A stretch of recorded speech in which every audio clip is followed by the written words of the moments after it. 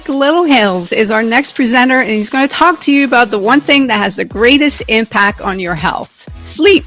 Lots of myths and misunderstandings, get your 8 hours, see you tomorrow. One of the major health pillars, very much the third or fourth health pillar.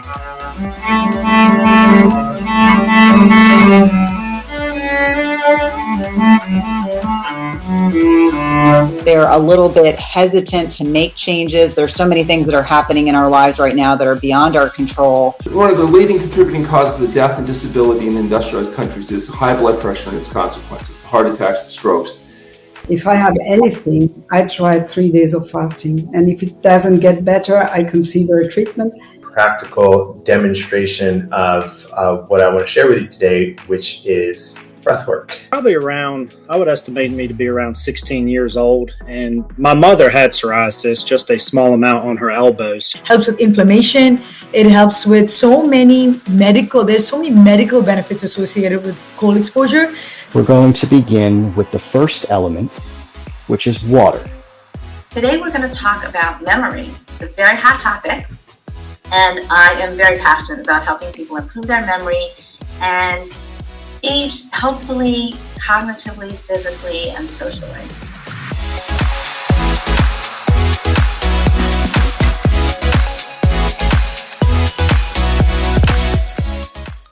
So, Rena Yudkowsky is a professional memory coach and geriatric social worker, as well as the founder of Memory Matters. She teaches online memory improvement courses to midlifers and seniors. Over the past 20 years in the field, she has served as the director of the Alzheimer's unit in an assisted living facility in Maryland and as the director of development at a senior enrichment program in Israel. She's a trainer for dementia caregiver, facilitator of support group, and an international lecturer on aging topics. Hi, I'm Rena Yudkowsky, geriatric social worker and memory coach. Thank you so much, Anne, for having me on this health series. It looks like an amazing lineup of speakers, and this is pre-recorded because I cannot make it there at the time that you needed me, but I'm sure you're all going to enjoy this amazing lineup of speakers. Today we're going to talk about memory. It's a very hot topic, and I am very passionate about helping people improve their memory and age healthfully, cognitively, physically, and socially. So a lot of what I'm going to talk about, I refer to seniors, but really it really relates to anyone. So if you are not in the senior group, really everything I'm saying is relevant and you can apply to your life. And if you are having memory concerns or you are over the age of, let's say, 50, which I know 50s is not really seniors, then this really applies to you. And you'll learn a lot today, hopefully. So I'm going to do a presentation with the PowerPoint slides. And when I'm finished, Anne is going to do the brain exercises with you. They're really fun, interactive brain exercises. Okay, so let me share my screen. Hold on. Okay, so this is my webinar called Train Your Brain.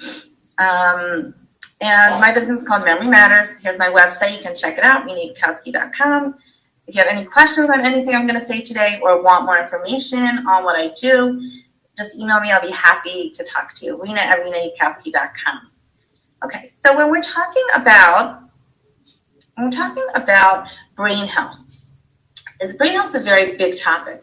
Now here, I like this slide because this shows that there's a lot of different pieces in the puzzle that go into cognitive health and well-being. This is from a website called Sharp Brains, and I'll talk about that later when I tell you the websites that have different good brain exercises on them. So this shows that there are a lot of different pieces to the puzzle. There's aerobic exercise and healthy eating, and understanding how the brain works, and how memory works. And I do a lot of that in my memory courses. I teach online memory improvement courses. At the end, I'll tell you a little bit more about what I do. So there's a lot of different pieces to this puzzle. It's not just pop this pill and your memory's going to be great. Unfortunately, I wish it were that easy, but it's not. So there's a lot of different pieces to this puzzle. Excuse me. Sorry, excuse me. So today we're going to talk about two of the pieces of the puzzle, and that's mental stimulation and cognitive training. But I like this slide because it shows that there's really a lot of different pieces to this puzzle. Okay, so sure you've heard before, use it or lose it, right? This, what I'm about to teach you now is from a book by Dr. Amen called The Brain Warrior's Way. Dr. Amen, if you haven't heard of him, is a very well-known neuropsychiatrist, and his books are amazing. So use it or lose it. Just like if you want a strong bicep muscle or a strong, quad muscle, you got to work it, right? It's use it or lose it. If you don't use it, it atrophies. Same thing with our brain. If we don't do new learning, our brain cells are not going to connect. But new learning equals new connections. So that's what we want. We want to be always learning something new and interesting because it makes more connections in the brain. So as we age, our brain cells die. But the good news is we can regenerate them, grow more. It's called neurogenesis. Neurogenesis is we can grow new brain cells. And there are a couple different things that can help us do that. And one of them is new learning because it makes new connections in the brain. I'll just mention here, this is really a whole other webinar, but another thing that helps us create new connections in the brain and repair damaged brain cells is exercise, physical exercise. It creates what's called BDNF, which is brain-derived neurotrophic factor, and that's like miracle grow for our brain. It's like water on a plant. When you put water on a plant, it grows. When we exercise, our brain grows. So if you haven't been exercising, here's another really good reason to do it. And if you have been, good for you. It's good for your brain. Regardless of your age, mental exercise has a global positive effect on the brain. Now, you might be thinking, I'm using my brain all day, right? I'm working on this, I'm doing that, on that. So the question is, how are we using it? Are you using it in a way that is not stressful, right? We want to train our brain, but not strain our brain. So sometimes when we have a lot of stress and anxiety in our lives, which many of us do, and especially over the last year of this pandemic, a lot of people have been suffering with that. Depression, anxiety, they wear our brain down, and stress. So we want to be building the new brain cells through healthy habits and healthy learning. So learning keeps your neurons firing. We want our neurons firing. Neurons that they die if they're not actively firing. So we want those neurons to be firing through learning new things. So how do we do that? Get to that in a second. Here's one study from Johns Hopkins. There are many of these studies, but I just brought one. So this is, again, specific to seniors, but just to show you what kinds of training can do for the brain as we age. Community dwelling seniors, that's people who don't live in nursing homes or assisted living. They live in their homes in the community, who took 5 to 6 weeks of cognitive training that included at least 8 1 to 1.5 hour training sessions. They experienced significantly improved reasoning and speed of processing skills, as well as better ADLs 10 years later. Now, ADL stands for Activities of Daily Living. Activities of Daily Living are things we do to stay independent. We dress ourselves, we feed ourselves, we can walk independently, toilet independently. All those things are the ADLs, Activities of Daily Living. It's what we use to assess older people when they get less independent. But we all want to keep our independence as long as possible as we age, and we want to age healthfully, and this is part of it. So people that did this amount of cognitive training not only had improved reasoning and speed of processing skills, but they also were able to stay more independent even 10 years later, compared with those who didn't get such training.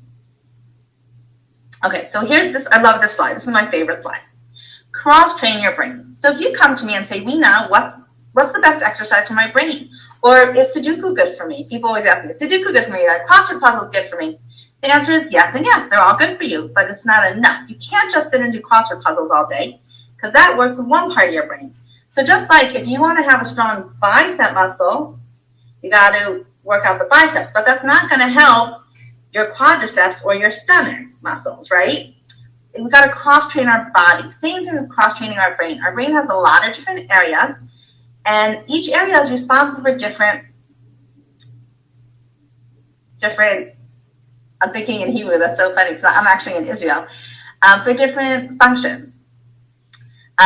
So we need to cross-train our brain. We want different exercises are good for different parts of the brain. So in this slide, you see the different parts of the brain, and they're color-coded to the different types of exercises that are good for you. So for example, the prefrontal cortex, which is the 1/3 largest part of the brain, the front, 1/3 front.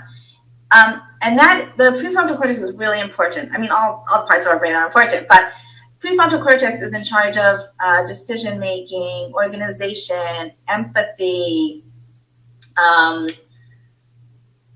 executive functioning. There's a lot of stuff that goes on in the prefrontal cortex. So we want to keep that very healthy. We don't want that shrinking, right? We want to keep those neurons firing in there. So language games such as Boggle.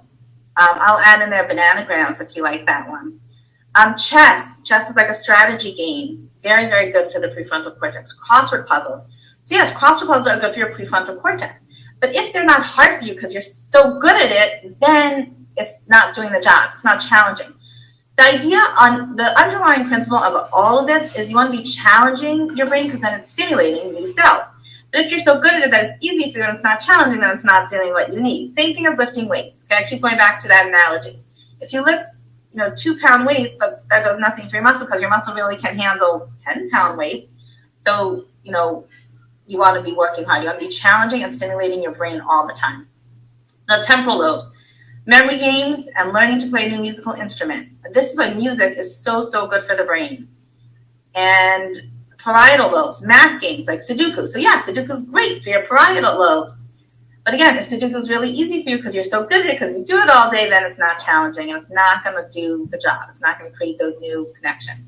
Juggling and reading maps. I know reading maps is an old-fashioned lost cause because we all have ways these days, but reading maps is actually good for your brain. Juggling is interesting. Juggling is using both sides of your brain and it's crossing over the midline, right? So it's really good for you for coordination and it just makes your brain strong. And I think people that juggle can feel that. The interesting thing about juggling is in these big memory championships where people compete for memory, like who can remember the most numbers after pi. So in between scenes, the champions, they go backstage and guess what they do? They juggle because it keeps their brain stimulated. Isn't that interesting? I love that. The cerebellum. The cerebellum is where coordination. People, let's say, that have strokes and the cerebellum's affected, so their balance is off and the coordination is off. But that can be retrained. There's a lot of retraining that can go on after a stroke. So the cerebellum, we're talking about the coordination games, like table tennis. Table tennis takes coordination, eye-hand coordination. It's a great sport that's fun and it's physical. So you're working your body, you're working your brain, and you're also doing it with someone else, so it's social. Same thing with dancing. And dancing is so, so, so good for your brain. It's fun. You need to remember the steps. If you're doing it with a partner, you have to be coordinated with that partner. If they step to the right, you got to step, also with them. So it's coordination, it's social, and it's good for your body. So you have everything. Dancing and table tennis, those types of activities just are so good for you for so many different reasons. Yoga and Tai Chi. Okay, we know about yoga and Tai Chi. And meditation. I missed meditation on the first one, prefrontal cortex. These things are really, really good for your brain. Now, we understand that they actually calm you down, right? But here's the cool thing about meditation, yoga, Tai Chi. They calm you down and stimulate and open your brain at the same time, which is so cool. So there's a lot of research that these things are excellent, excellent for your brain. Okay, so here's some new learning tips. The best mental exercise is acquiring new knowledge and doing things that you have not done before. Why? Because what are you doing? You're challenging your brain, you're creating new neurons and new connections to do something new. So spend 15 minutes a day learning something new. It could be a hobby, it could be something you always wanted to learn, never had the chance to. I don't care if it's biochemistry or digital marketing, anything that is going to challenge your brain to learn something new. Anything you're interested in, anything you've always wanted to learn, take an online course. In this day and age, everything's online. A lot of stuff is free. You can do a memory improvement course with me, which is not free, but it's really stimulating for the brain because you're learning the techniques, and within that process, you're really using your brain in a fun and new way. Crosstrain at work. If you're working, learn someone else's job. So if you do the same, 3 skills or 3 tasks every day over and over and over, that's great. Now go Crosstrain and learn someone else's job. Learn something new. It'll make you more valuable to your company if you're working for a company. Break the routines of your life to stimulate new parts of your brain. Write or brush your teeth with your non-dominant hand. What does this do? Instead of using, I'm a righty, so instead of using my right hand, I'm going to use my left hand. It sort of makes my brain think a little differently. And it uses new pathways in the brain. So, and also writing. Writing is even harder. When you write with the opposite hand, you really feel your brain working. So that's a good one. Easy. It's sort of easy, but it's like simple to do, but it works your brain. Mentorship, either mentor or mentee. This is a really good one. We know that volunteering is really, really, really good for us for many reasons, socially, emotionally. When we give to other people, we feel actualized, right? We feel like we're using our potential and we're giving. So if you're being a mentor to someone else, what are you helping them do? You're listening to them, which uses empathy, right? We said empathy is where? Prefrontal cortex. So you're using your brain. You don't realize it. When you listen to someone empathically, you are using your brain. You're also helping them problem solve. That's also using your brain. And you're requires empathy and problem solving skills. So when you are a mentor to someone else, now for older people, I suggest this as an incredible, incredible activity because anyone who's older has lifetime experience and wisdom. And when you share that, you are giving so much to the next generation, whether it's a young child or a young adult. I always feel like the older people have so much to offer. And especially now when people are stuck at home and quote unquote sort of bored and not really sure what to do with themselves, there are a lot of opportunities online to volunteer your time on the phone. You can be helping people. Don't squander away the time. Use the time to help other people. That's mentoring. Or the other side is to be a mentee. Let's say you feel like you need someone to listen to you. So find someone either older or someone that you respect, whether it could be a pastor, it could be a rabbi, it could be a friend, it could be a psychologist, it could be anyone. Someone that you're learning from someone that you look up to and combines the benefits of deep conversation with skill building. So either way, whether you're the mentor or the mentee, you are using your brain. And we might take that for granted, and that's why I like to point out this awareness to people. Okay, these are the 3 exercises to think outside the box. I'm going to do this at the very end, and I'm going to give you the instructions, and Anne's going to do this with you. They're really fun. We'll get to this. We'll come back to that. And this also, the Stroop test. This is something you can look at. You can Google it. You can do this on your own, actually, if you want. Basically, it says blue, right? The first word says blue, but it's in the color green. And I need to say green. So it sort of tricks our brain. And the first time you do this, it's very confusing. It's called the Stroop test. It's a good brain exercise. You want to quickly say the colors of the words written above. Do you find that saying the word is easy, but saying its color is not? And why is that? Our brain is used to thinking in one line, right? So now we're going to mix it up a bit. So I find the first time you do this, it's really hard. The second time you do it, it's a lot easier. So you can Google this and do it on your own, or Anne can do it with you, and it's a lot of fun. You can call on someone to do this and see how they do. So, for example, I would say green, purple, yellow, red, right? So I'm not reading what it says. I'm saying the color that it's written in, okay? So that's a fun one. Okay, here's some resources, new brain fitness tools. So people always ask me if I want to go on the computer and do some brain training on the computer, which website should I go to? Now, there are many, many, many, and I do not get a kickback from any of these. But here are some that I've found that are good. Now, some of them you have to pay for, and some of them are free. So I'll just go over this quickly.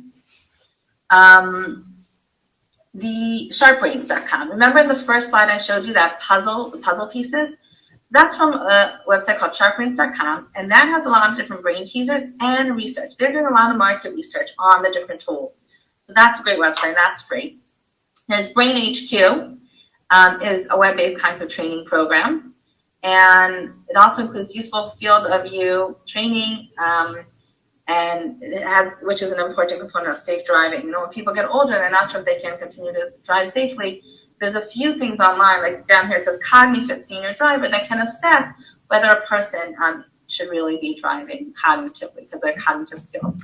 So Brain HQ is has a bunch of different training programs. Now, the benefit of doing something paid is that it tracks your progress over time. So if today you do a certain exercise and tomorrow you do it again, it can tell you if you did it better or not. So for people that have time and want to do this, it's great. But we don't want to sit at the computer all day, and I'll get to that in the next slide. So let me just go through these. Cognicity is a free web-based cognitive assessment. designed to measure whether the test taker's cognition is within a normal range given their age. Let's say you have someone you're concerned about their memory. They have a test on here that you can do and see if it's normal or not. I also do memory assessments, so you can also get in touch with me if you want more information on that. Cognifit Senior Driver, that's what I mentioned before. And Lumosity. Many of you have probably heard of Lumosity because they do an amazing PR job, marketing all over the place. So they have a lot of different brain exercises, and they're quite difficult. And they have different levels and different areas. So they have ones for like word recall and agility and different executive functioning skills and concentration, the verbal stuff. Like they have a lot of different exercises. It's quite challenging. Some of them you can try for free. Like you can try a bunch for free and see if you like it. And then if you like it, you can take out a membership and they track your progress. I don't think you have to pay for this stuff. I think there's probably enough free stuff. But if someone really wants something and they're really serious about it and they're going to do it like 15 minutes a day, then there's definite benefits to that. MemoryImprovementTips.com. This is just a website I found. It has free brain exercises. It's not as fancy as the paid one, obviously. The interface is not as fancy. It's more cluttered looking. But a lot of different types of fun brain games and exercises on there, and that's free. But they don't track your progress, obviously. So you can't tell if you did better or worse, than 3 days ago. Okay, so, I mean, probably Lumosity, Cognicity, Brain HQ, some of you might have heard of. These are pretty famous ones. Like I said, there are a lot of them. I'm just mentioning a few of them here that I've looked at.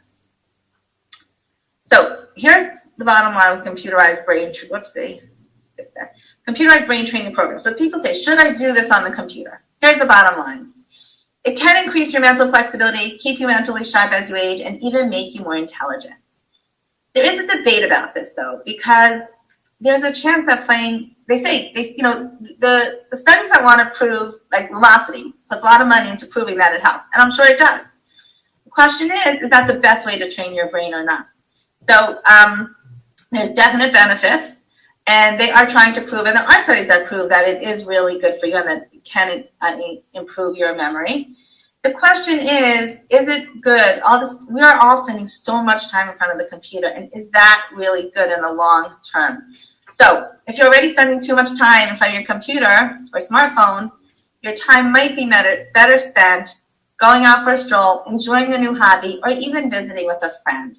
Because all these things have the added benefit of socialization, and we know that people that stay socially active live longer, right? So when if you can combine your brain training or your brain exercises with real life people and real life events, and you're out in nature, it's even better for your brain than sitting in front of a computer doing this. Now, I think there's a place for both. I think that if you want to do 15 minutes a day of computerized brain training, that's great. And I would go on to Lumosity. I think it is going to help. But you don't want to be doing that all day. You definitely don't want to be sitting in front of Lumosity all day, or even playing apps on your phone all day.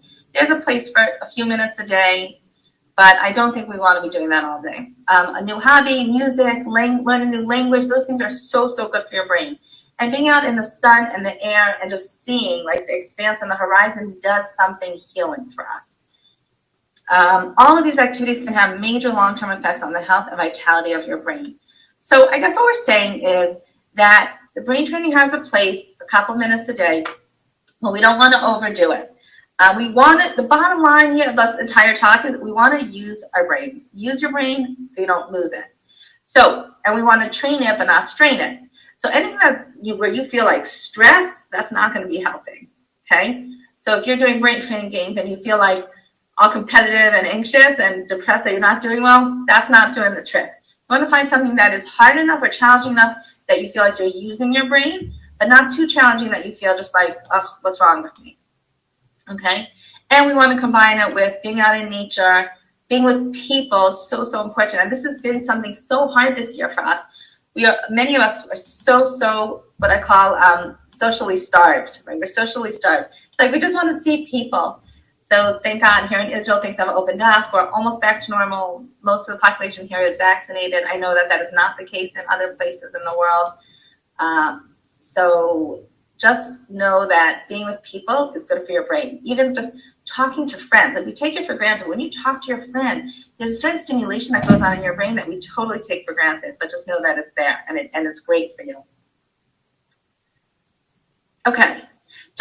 I told you I would tell you a little bit more about what I do if you want to, if you're interested in any of my programs, and then I will go on to those exercises that Ann will do with you. So Memory Matters, I have a 12-week online course, which I hope to be relaunching again in the next month or two. And I also do individual memory assessments. So if anyone's concerned about their memory, get in touch with me. I offer a 15-minute free discovery call where you can just tell me your concerns, and I'll tell you what the next step for you should be. A full memory assessment is obviously an hour, and that's paid, but I do offer a free 15-minute discovery call. I have a private Facebook group where I post every day something fun or interesting about memory or aging. It's called Memory Matters Tips and Tricks for Midlifers and Seniors. And I also have a 2-part masterclass called You Name It. You Name It is just the names. I pulled out the techniques for names for my course, and I teach that as a master class.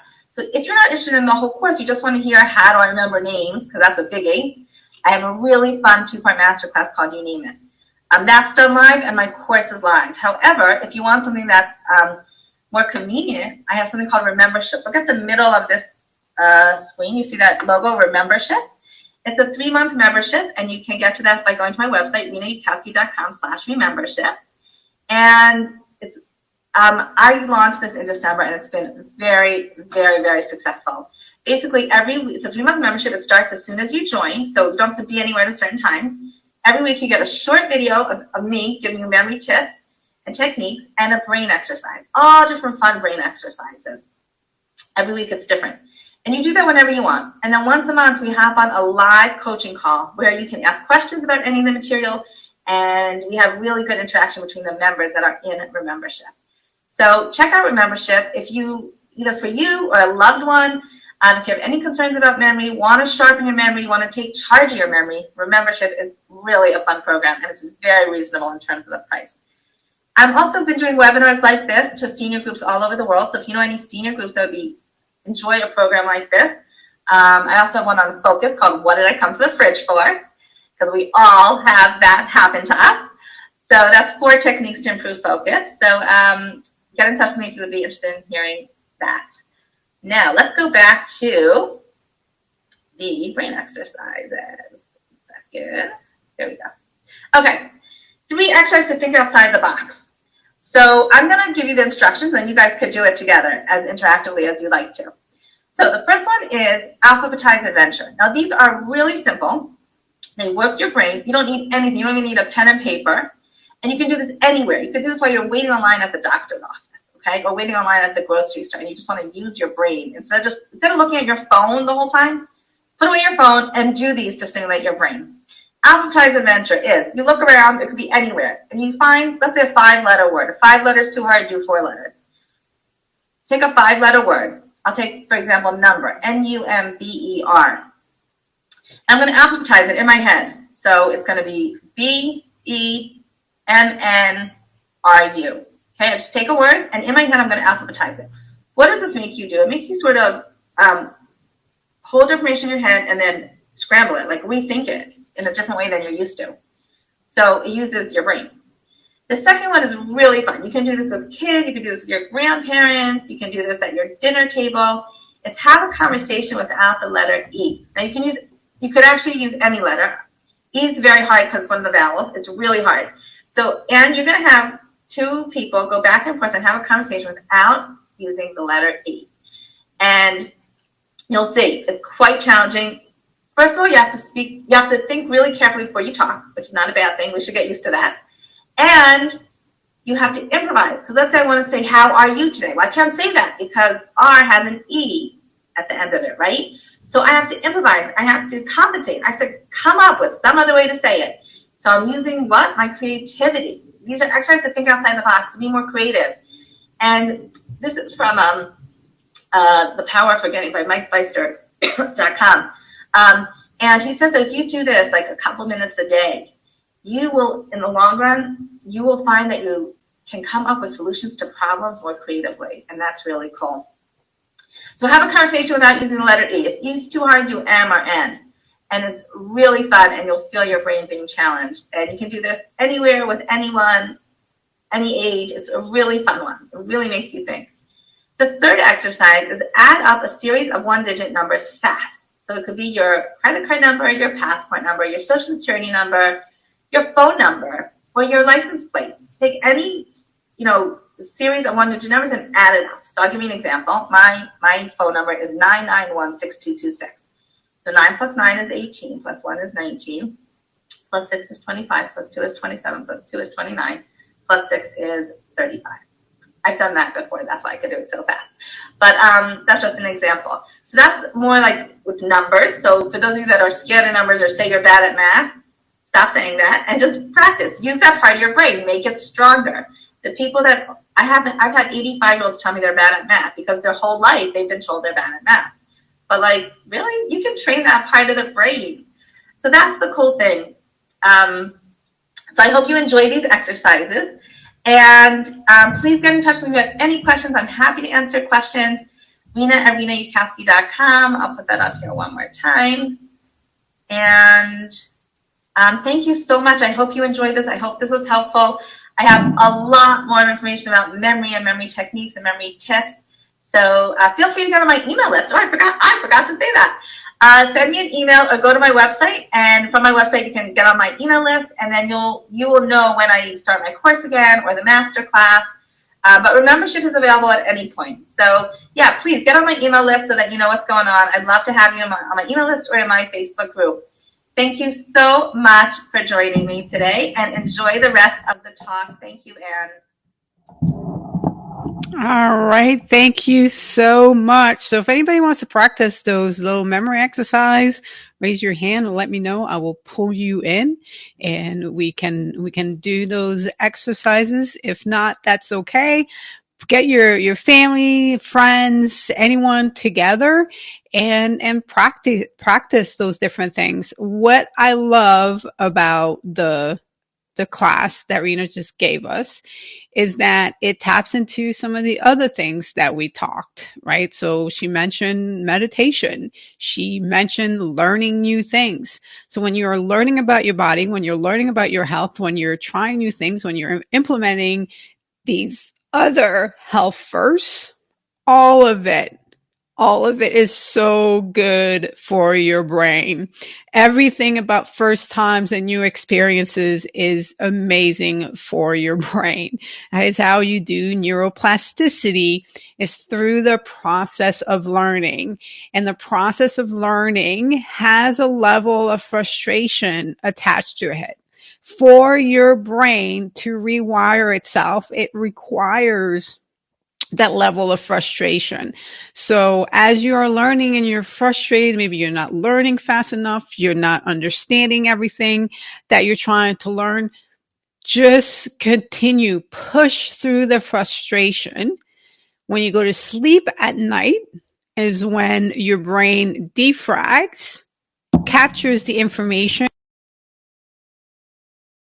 during the day. Neuroplasticity is initiated during the day, but it takes place at night, which ties us back to how important sleep is, especially that delta wave sleep. That is really, that deep sleep is where the brain takes everything from the day, everything that happened to you, everything that it learned, and it processes it. It rewires itself. It has to. It makes sense. If you end up having bad dreams, it's actually tied more than likely to the fact that your brain is trying to work something out. And that is why when you get a good night's sleep, you wake up and you are refreshed because your brain had the ability to do everything that it needed to do to be ready to start a new day, to face that new day.